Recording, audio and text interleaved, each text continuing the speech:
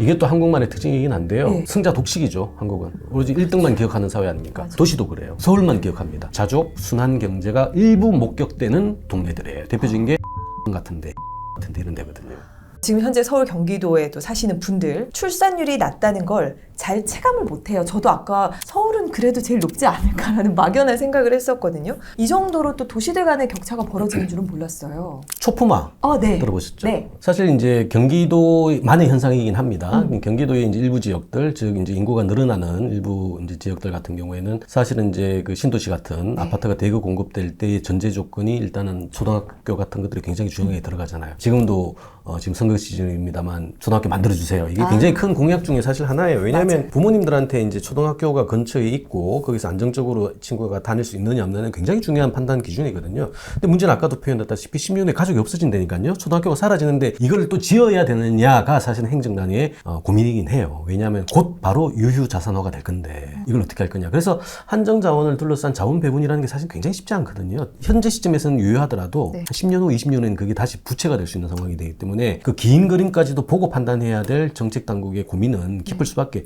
없습니다. 그럼에도 불구하고 아까 도시 부분에 이제 그 활용 가능성들 많이 말씀을 하셨는데요. 이게 약간 우리가 좀 사전적으로 좀 알아야 될 이유가 있는 게 한국의 인구 문제는 조금 거칠게 표현하면 다 도시와 농촌 간의 대결 구도에서 발생을 해요. 여기 다른 나라에는 잘 없는 현상입니다. 네. 그래서 다른 나라의 처방을 아무리 찾아봐도요, 우리나라에 갖고 와도 안 먹혀요. 폭자가 뭐 돈 1억 주면 나올까, 2억 주면 적으니까 한 10억 주잖아. 돈 줘가지고 출산율을 반등시킨 사례는 존재하지 않아요. 그리고 실제 더 큰 거는요, 그 돈을 찾아 움직이는 사람들의 그 아까 미래와 관련된 이런 이슈들을 어떻게 장악해 주느냐가 중요한 건데 한국은 아직까지 그 단계까지는 가지 않았다. 자, 중요한 거는 한국은 이 인구 문제를 만들 때 어떤 유효한 그 설명 변수가, 통제 변수가 있었냐면 뭐냐면 바로 도시로의 이동이에요. 다른 나라는 잘 없습니다. 우리나라가 굉장히 심해요. 농촌 지역에서 도시로 가는 거는 많은 사람들의 꿈 아닙니까? 그 꿈을 분해하면 뭘까요? 라는 거거든요. 첫 번째, 고학력이에요. 고학력은 지방 지역에서 안 풀리거든요. 서울로 와야 됩니다. 경기도도 잘 안 돼요. 서울로 가야 돼요.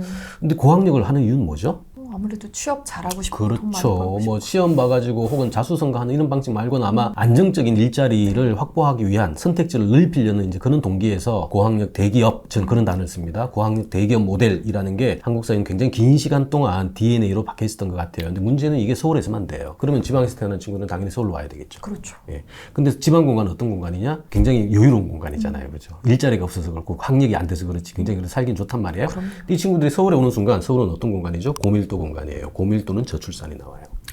우리 사례로 얘기하면 이렇습니다. 작년에 발표된 이제 0.72 평균치를 좀 분해해 보면요. 네. 뭐 17개 광역 지자체 중에서 뭐 압도적으로 높은 데가 전라남도예요. 여기는 0.97이 나옵니다. 오. 5가 아니죠. 사실은. 그래도 0.6보다 1, 2인데 굉장히 사실 이것도 황당한 지경인데 아, 가장 그래요? 높은 게 1위야예요. 0.97. 그래도 우리는 그쪽 동네에서 높여져가지고 지금 0.72가 만들어졌어요. 왜? 서울은 0.57이라 그랬잖아요. 서울에서 다 깔아먹었어요. 재미난 게 서울을 중심으로 거리가 멀수록 출산율이 높아요. 그러니까 전남이 제일 멀잖아요. 그러네요. 그러니까 0.97, 0.57, 중간이 0.72예요. 자, 정리하면 이렇습니다. 여기 있는 친구가 서울을 안 가면 여기서 0.97 나와요. 근데 얘가 서울 오는 순간 0.57로 떨어집니다. 그렇죠. 그죠? 0.4가 비는 거예요. 이게 다른 나라에는 없어요. 그래서 똑같은 인구주택 총조사 모델인데 사회 이동이 굉장히 제한적인 선진국은 추계를 하면 대충 맞아요. 근데 우리나라는 이게 이미 0.4의 큰 격차가 굉장히 상식적이잖아요. 네. 그러니까 이게 막 먹혀들 리가 없는 거예요. 예를 들어서 올해 당장 이제 추계를 해가지고 내년에 어떻게 될 것 같아요가 우린 틀려요. 왜냐하면 이게 잘못된 숫자거든요. 대표적으로 이런 겁니다. 주민등록 인구거든요, 전부 다. 근데 생각해보세요. 0.97에 사는 친구가 서울에 이제 대학을 갑니다. 주민등록 파가가지고 갑니까? 아니죠. 안 가죠. 몸만 가잖아요. 네. 근데 얘는 지금 여기 살고 있어요. 몸은 여기 있죠. 네. 우리 추계는 어떻게 할까요? 주민등록 기준으로 그랬잖아요. 그렇겠죠. 0.97로 계산해요. 네. 몸은 0.5인데. 그러니까 발표만 하면 고위, 중위, 저위에서 늘 저위로 떨어질 수밖에 없는 거. 그러니까 이걸 좀 아는 사람들은 소위 추계 결과 이거 못 믿겠다. 늘 그런 거예요. 그러다 보니까 사실 우리가 0.7, 0.8까지 오는데도 사실 굉장히 빨리 왔는데 통계는 여전히 우리가 좀 지나면 굉장히 좋을 거라고, 낙관적일 거라고. 왜 0.9로 계산하니까. 자, 뒤집어 얘기하면 서울시는 좀 짜증나요. 주민등록으로는 930만인데 실제 930만일까요? 아니죠. 아니죠. 네. 아까 얘기한 그런 친구들이 몸은 서울에 산단 말이에요. 아까 네. 얘기한 스태그플레이션에 지금 막 아등바등 떨면서 지금 이게 언제 떠나야 되나, 어떻게 하면 덜 떠날까 이걸 고민하고 있는 친구들인데 이 친구들은 서울 시민이 아니에요. 자, 정리하면 주민등록자 13만인데 그럼 실제 사는 사람은 지방은 13만일까? 아니죠. 아까 얘기한 가는 친구들. 네. 요걸 이제 인구학에서는 유령 인구라 그래요. 진짜 유령 같죠. 그래서 이제 많이 들어보셨을 거예요. 생활 인구. 생활이 이런 단어가 나오는 게 뭐냐면, 그러니까 생활하는 사람이 사실 우리 인구야. 그 숫자에 맞춰가지고 우리 국부로 국력을 인정해줘. 시력을 인정해줘. 뭐 이런 거예요. 당연히 교부금도 더 많이 받겠죠. 자, 문제는 서울시가 만약에 주민등록 인구가 아닌 생활인구로 따지면 진짜 인구는 얼마일까요? 참고로 생활인구는요, 요즘 나온 개념입니다만 한 달에 3시간만 가 있어도 생활인구로 봐요. 쉽게 얘기하면 그 전라남도에 사시는 80세 할머니가 네. 서울에 약타로만 와도 이 사람은 서울 인구예요. 3시간은 있을 거니까. 있었으니까. 그렇게 치면 거의 3천만이 넘을 겁니다. 그러니까 서울시는 별로 안 답답해요. 실제 인구는 더 많으니까. 이런 맥락들이거든요. 그래서 사실은 그만큼 도시 공간이 가지고 있는 이 밀집도 혹은 블랙홀처럼 끌어당기는 이 힘이라는 게 사실은 좋은 결과도 만들어냅니다만 아까 얘기한 것처럼 적어도 인구학과 연결시킨다면 정말 미중위의 이 결과를 빚는데 굉장히 유효하다는 거죠. 지방도시 소멸 뭐 이런 얘기를 하잖아요. 근데 어떻게 보면 사실 출산율만으로 봤을 때는 서울이 훨씬 더 심각한 상황인 거네요. 그런데도 왜 지방도시 소멸 뭐 이런 얘기를 하고 있을까요? 결국 이제 0.97을 낳아줘야 될 친구들이 기대하고 있는 친구들이 전부 다 빠져나가고 있는 거거든요. 아, 대도시로. 예, 젊은 친구들이 빠져나가면요, 여기서 공급이 안 돼요. 우리가 가지고 있는 노동 공급, 청년 인구가 노동 공급이 안 되면 지역 경제는 바로 무너집니다. 대표적인 게 우리 그 지방에도 대학들이 있잖아요. 네. 그러니까 대학이 가지고 있는 산업 전후방의 연관 효과라는 건 굉장히 커요. 그러니까 작은 상권 정도 수준이 아니거든요. 거기서 일단 등록금도 어마무시하게 들지 않습니까? 지역 경제를 떠받치는 굉장히 강력한 기지, 베이스 캠프인데 이게 지금 사람들이 정원을 못 메우잖아요. 심지어 지방 거점 국립대조차도 지금 정원을 못 치운다. 이 얘기는 지방에 돈이 안 돈다는 얘기예요. 그러면 거기서 경제 활동을 하려고 했던 우리 그 전통 기업들, 네. 토족 기업들, 네. 이쪽 기업들도 사람을 못 뽑으니까 다시 경기로 와야 되는 거예요. 악순환이 만들어지는 거죠. 그렇다면 당연히 이쪽 지역은 유령 도시가 될 수밖에 없어요. 지금 우리가 계산상으로 사실은 뭐 229개 기초지자체를 얘기하니까 좀 그렇긴 한데 네. 그 기초지자체 하단에 있는 우리 읍면동 단위까지 가면요, 앞으로 2, 3년 안에 주민등록 거주 인구 제로가 나올 거예요. 왜냐하면 지금 초고령 인구들이 곧 사망하실 거거든요. 이제 그게 이제 사실 다사사회라 그러는데 한국은 이제 무슨 속도로 다사사회로 가고 있습니다. 왜? 베이비 부모가 다 지금 그 나이대로 들어가고 있거든요. 이분들 정리 다 되고 나면, 돌아가시고 나면 해당 동네는 사람이 살지 않아요. 이것들이 몇 개 모이면 바로 면이 되겠죠. 이 면이 되면 바로 읍면동 단위에서의 하나가 날아가는 겁니다. 하나하나 제거가 그럼요. 되는 그런 느낌이에요. 그럼요. 그렇게 되면 이거는 자연 발생적으로 사람이 살지 않는데 어떻게 행정 서비스가 공급이 되겠어요. 행정 서비스 공급이 안 되면 사람들은 더 오히려 가뜩이나 살려고 했던 사람들도 빠져나올 수밖에 없겠죠. 네. 그러면 우리가 알고 있는 축의 속도보다 훨씬 더 빨리 지방 지역은 사라질 수밖에 없다라는 거죠. 그러면 일단 지방 소도시나 농촌들 같은 경우 지금 얘기하신 정도로 조금 더 심각하게 인구 소멸을 맞이할 확률이 높고 광역시와 서울 수도권만 남게 되는 이런 형국으로 봐야 되는 걸까요? 이게 또 한국만의 특징이긴 한데요. 네. 승자 독식이죠, 한국은. 오로지 1등만 기억하는 사회 아닙니까? 맞아요. 도시도 그래요. 1등만 기억하는 한국이에요. 서울만 기억합니다. 이게 왜냐하면 다른 나라 같은 경우에는 서울을 대체할 수 있는 소위 그 대체 공간들이 늘 있어요. 가까운 일본만 하더라도 4대 광역 이렇게 얘기하거든요. 수도권을 포함해서, 그러니까 수도권 도쿄권 하나가 있고요. 나고야권. 나고야권이라는 게 우리 흔히 알고 있는 도요타 같은 이제 그런 데고요. 네. 오사카권 있죠. 오사카는 뭐 엄청난 내수 경제 핵심이니까 큐슈가 있어요. 그러니까 이 4개가 비록 뭐 도쿄가 굉장히 세긴 합니다만 네. 나머지 3개도 광역 거점 도시로서의 역할들, 우리가 흔히 얘기하고 있는 이제 메타 도시 같은 느낌들을 다 가지고 있고, 나름의 방식으로 어떤 문제가 생기냐면, 우리는 지금 전남에 사는 친구가 바로 서울로 오잖아요. 네. 원래는 이 친구들이 그 근접 지역의 광역 도시로 가요, 먼저.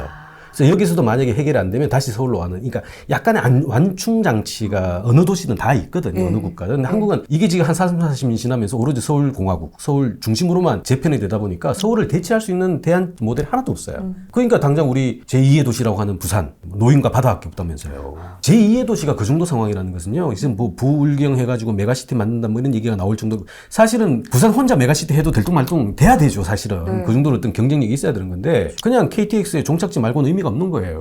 거기 있는 부산 인구조차도 사실은 빠져가지고 부산이라는 거대 도시가 노인과 바다밖에 없다고 얘기하는 순간 사실은 이거는 존립의 존재 이유가 없는 거죠. 그렇죠. 존재 이유가 없는 도시에 청년이 살겠냐고요. 그럼 더 빨리 서울로 들어옵니다. 아까 얘기했죠? 서울 실제 인구가 60-70% 이상 될 거라고. 굉장히 사실은 좋지 않은 불균형 혹은 이 격차가 훨씬 더 커지는 거예요. 근데 안타깝게도 이게 거듭 말씀드립니다만 한국만의 특수성이에요. 그러니까 아마도 이런 식으로 계속 가면 서울 경기 빼고는 뭐 거의 잔존하거나 병립할 수 있는 공간들은 거의 없을 거다. 뒤집어 얘기하면 지금 이 서울 수도권에 있는 이 과도한 자원 집중, 인구를 포함한 빨리 이쪽으로 떨어뜨려주는 정책을 태하지 않으면 그때는 뭘 갖다 줘도 안 될 거예요. 지금 그나마 사람들이 잔류하고 경제가 돌아갈 때 지금 이 순환유에 이 기름을 넣어줘야지 이게 선순환 효과가 나지, 만약에 이마저 멈췄으면 그때는 엄청난 돈을 들여도 사실 될똥말똥. 회복 불가. 그렇죠. 그런 상황이 될 수도 있죠. 그렇다면 서울 경기 지역의 집값의 방향은 어떻게 될까? 혹은 광역시는 어떨까? 좀 예상을 해보면 좋을까요? 우리 집값 전망하고 이제 부동산 얘기할 때 늘 그 비교 잣대가 되는 게 일본인 것 같아요. 예. 특히나 수도권 얘기를 할 때. 근데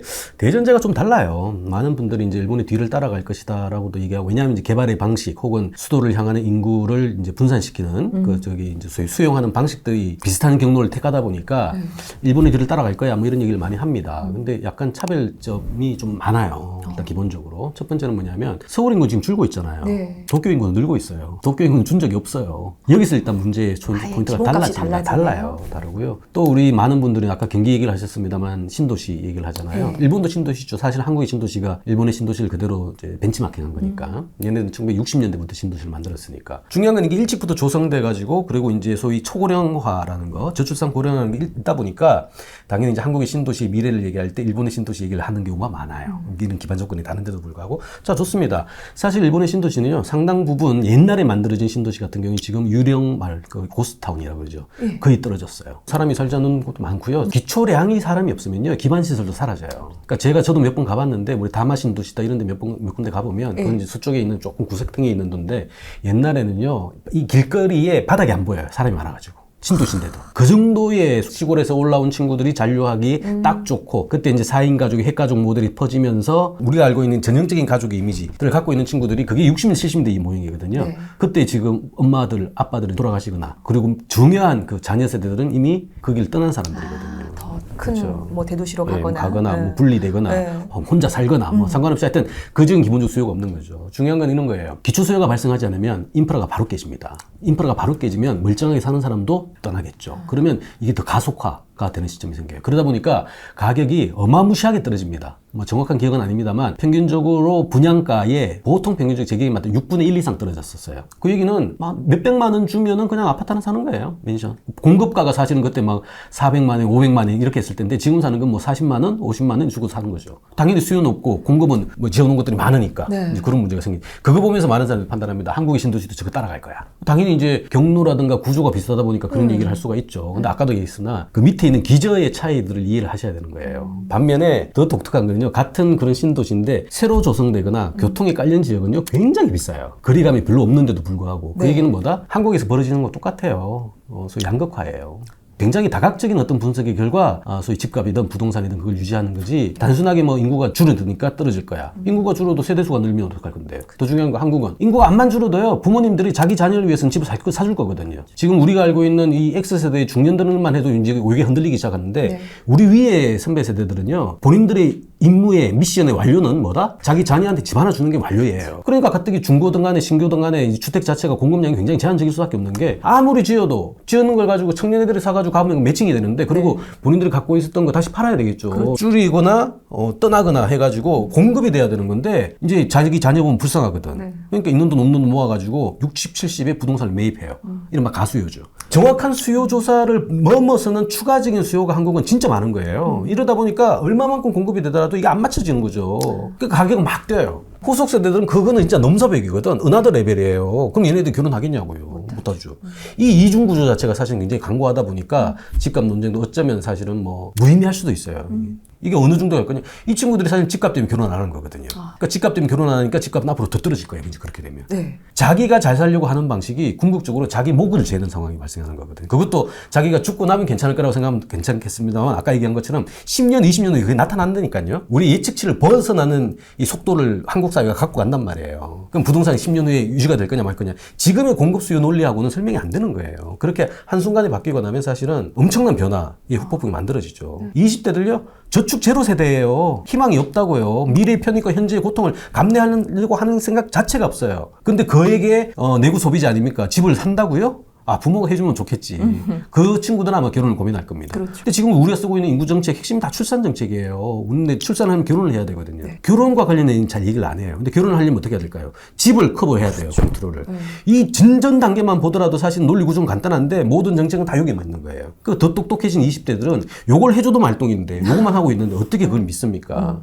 그들의 선택이 뭐 비합리적이다 뭐다 얘기할 필요 없어요. 굉장히 기성세대가 만든 결과이고요. 어쩌면 그 친구들은 정보의 어떤 양이라든가 판단 능력은 아마 당군 이래 최고치예요. 맞아요. 그 결과가 이 0.7이라는 숫자, 기성세대가 만들어 놓은 엄청난 고공행진의 어떤 집값, 이게 다 같은 맥락에서 연결된다는 거죠. 그렇게 된다면 사실 살아남게 될 도시들은 어떤 특징들이, 물론 가슴이 아프지만 말고 또 대비를 해야 되는 부분이니까. 아마 그런 부분들을 조금 연구를 하셔야 될 것 같아요. 이제 지금 상황이 중요한 게 아니라 네. 앞으로 살아남을 가능성이 있냐 없냐를 이제 봐야 될 텐데, 가장 핵심은 누구나도 살고 싶은 동네예요. 사실 뭐 상식적인 얘기겠죠. 그럼 또 너무 실망하실까봐 조금 구체적으로 말씀드리면 직주락이에요. 바로 순환 경제의 가장 중요한 모태 변수가 되는 겁니다. 직업 공간, 네. 일자리가 있어야 되고요. 주거 공간이 적어도 어나더 레벨에서는 안 됩니다. 직주. 근데 직업과 주거만 있다? 이게 일단 직주가 분리되는 거가 불행이 원초거든요. 맞아요. 거리를 결정하는 가장 또 중요한 마지막 변수가 바로 락이에요. 이 인프라거든요. 스세권 환경. 뭐 이런 거 네, 똑같은 겁니다. 네. 예. 이 직주락의 조건을 갖춘 도시는 우리 이른바 자족 도시라고 표현을 해요. 순환 경제가 성취되고 달성되는 공간인 건데 경기도권에 몇 군데가 있죠. 네. 사실은 서울 같은 경우가 옛날에는 직주락의 아주 상징적인 공간이었죠. 맞아요. 그러다 보니까 아까 얘기한 0.97 친구들이 계속 가는 거예요. 사실은 갈 이유가 있는 친구들만 가면 되는데 이제 아닌 친구들까지 다 가니까 이제 이런 문제가 생기는 거죠. 자, 문제는 이제 그 공간이 다 흡수가 되고 커버가 가능하면 괜찮은데 그게 안 되잖아요. 여기서부터 문제가 발생하고 안 되는 것부터 빠지기 시작하는 거예요. 대표적인 게 주가 되는 거예요. 주가 인근 지역으로 이제 넘어가게 되죠. 자, 락이에요. 어떻게 되죠? 이상하잖아요. 네. 우리가 혁신도시다, 행정도시다 이게 잘 안 되는 이유가 뭐냐면 직주는 겨우 인위적으로 맞출 수가 있어요. 근데 락이 안 되면 사람들이 없어요. 그래서 우리 인구학에서는 그걸 주간 인구와 야간 인구의 비율 혹은 주중 인구와 주말 인구의 비율을 하는데 지금 이런 식으로 그냥 하나 뚝 떼가지고 갖다 던진다고 이거 안 됩니다. 왜? 락이 없거든요. 락이 없으면 못 만들어져요. 그나마 우리 일기 신도시 중에서 몇 개가 이게 만들어지는 공간은 뭐냐면 긴 시간이 걸렸기 때문에 그게 만들어졌거든요. 즉, 긴 시간이 걸릴 정도까지 지금은 이제 더 이상 시간이 없어요. 네. 그렇다면 만들어질 게 뭔가. 재미난 동네가 있죠. 우리 경기도 생각하시면 되는데, 경기도가 굉장히 독특한 게 뭐냐면, 인구 경합을 서울하고 해도 늘 이겨요. 그렇잖아요. 서울 인구 다 받아내잖아요. 맞아요, 맞아요. 그리고 저기 전라도에 올라가시는 분들이 서울 못 살거든요. 그러면 이제 경기에 잔류해야 돼요. 그 결과가 1350만의 경기예요. 그리고 이 경기는 단 한 번도 인구가 감소한 적이 없는 공간이죠. 네. 자, 문제는 그 경기가 작년에 정확하게 2022년입니다. 왜냐하면 23년치는 아직 잠정치밖에 안 나왔기 때문에 네. 2022년에 월간 데이터로 마이너스가 나기 시작했어요. 이제 총인구 감소에 영향을 받은 거죠. 그렇죠. 모든 자원을 데리고 갔던 경기, 심지어 서울하고도 경쟁에서 이겼던 경기가 인구가 줄기 시작한 거예요. 이제 본격적인 압축, 축소 사회가 시작됐다라는 그 굉장히 강력한 신호죠. 자, 근데 문제는 이 경기 안에서 인구가 늘어난 데가 있어요. 그게 아까 얘기한 직주락의 자족, 순환 경제가 일부 목격되는 동네들이에요. 대표적인 게 화성 같은데, 김포 같은데 이런 데거든요. 자, 거기는 사실은 뭐냐면 부모 찬스 없이 MZ세대 젊은 친구들이 고용과 주거 이 두 가지를 그나마 일정 부분 해결할 수 있는 공간들이에요. 서울은 이거 절대 안 되거든요. 이거 딱 마련하려면요 인간적으로 한 3말 4초 돼야 돼요. 맞아요. 부모 찬스 없이. 네, 40대. 근데 3말 4초면 특히나 여성분들은 노산에 해당되거든요. 맞아요. 이제 조금 조건 갖춰가지고 애기 낳으려고 생각했더니만 몸이 이제 말을 안 듣는 거죠. 그러다 보면 길거리 요새 쌍둥이들 굉장히 많잖아요. 이게 사실은 이제 끝까지 이제 노력해 주시는 우리 MZ세대의 선배들이 애기를 낳아주기 때문에 그나마 0.7이 만들어진 맞아요. 거거든요. MZ세대 지금 한중간에 있고 막 지금 뭐 잘파다 하는 이 친구들은 그런 생각 자체가 없어요. 만약에 10년 정도 더 열심히 일해가지고 3말 4초가 됐어요. DNA를 남기고 싶은 욕망이 있을까요? X세대 후배와 MZ 선배들은 꼭 중간에 끼는 세대이기 때문에 뭔가 그래도 인간이 태어났으니 내 피는 남기고 가야지 이게 있는 건데 맞아요. 지금 밑에 선진국에서 태어난 친구들은 그런 관념이 없어요. 그냥 내가 가장 해피한 방법, 내가 가장 행복할 수 있는 길 이것만 관심을 가진 친구. 그러니까 44%를 끝 앞에서 막 끌어당기고 있는 친구들, 0.7을 만드는 그런 친구들란 말이에요. 이런 친구들이 이제 부모 찬스 없이 이제 이 정도 만들어졌다? 안 나을걸요. 아마 이론적으로 산다면 이제 4말 5초가 돼야 이제 그렇게 될 거예요. 시가상으로 봐도. 네. 근데 4말 5초는 사실상 물리주고 물 건너가잖아요. 그게 제가 아까 말한 10년, 20년 후가 되면 출산의 제로밖에 될 수 없는 게 그런 구조가 있는 거예요. 지금 그나마 이 생각과 뭔가 이 DNA에 대한 욕망, 본능들이 있는 친구가 열심히 해서 0.7이라도 나온 거다. 그렇다 따지면 이제 제대로 넘어가면 굉장히 힘든 상황이 보여지죠. 일반 국민들이 다른 건 다 제쳐두고 요것만큼은 꼭 알았으면 좋겠다라고 하는 좀 메시지를 전해주시면 좋을 것 같아요. 가장 중요한 거는 이제 더는 몰릴 데가 없다라는 거고요. 그리고 더 중요한 거는 이제 인구 문제가 자기의 삶과 크게 무관할 것이다라고 이제 봤던 분들이 굉장히 많죠. 근데 여러분들의 불편, 불안, 불만은 한꺼풀만 떼면 전부 다 인구 감소로부터 발생합니다. 인구 감소라는 대전제 하에서 모든 위기와 악재와 불균형은 다 설명이 돼요. 자, 그렇다면 가장 큰 설명력을 가지고 있는 인구를 모르고 삶을 설계하고 내일을 기대하고 특히나 가족을 결성하고 출산을 한다는 행위를 한다? 이건 굉장히 위험한 카드일 수밖에 없습니다. 네. 다만 고무적인 거는 이걸 알면 대응할 수 있고 대응을 하면 적어도 완화하고 그 속에서 가장 좋은 셈법으로서의 적응 전략을 채택할 수가 있다는 거예요. 휩쓸리면 끝입니다. 파도가 넘어와서 겁나가지고 안 타면 사실 한 번도 못 타는 거죠. 네. 근데 파도가 일 때는 올라타야 되는 거거든요. 그리고 올라탈 수밖에 없는 상황 구조가 드디어 한국에서도 펼쳐졌다는 겁니다. 한국 사회가 사실은 엄청난 갈림길에 지금 서 있어요. 네. 이게 가계 부분도 갈림길입니다만 MZ도 갈림길입니다만 한국 사회 지속 가능성, 한국형 자본주의 지속 가능성까지 생각했을 때는 디폴트에 대한 재수정, 재검토 없이 이 파도를 넘기기는 어렵다. 그래서 인구 문제를 자기의 생활 이슈라고 판단을 하시고 그 근거에 중요한 투입 재료로 활용하신다면 꽤 유력한 힌트를 얻을 수는 있을 것이라고 봅니다.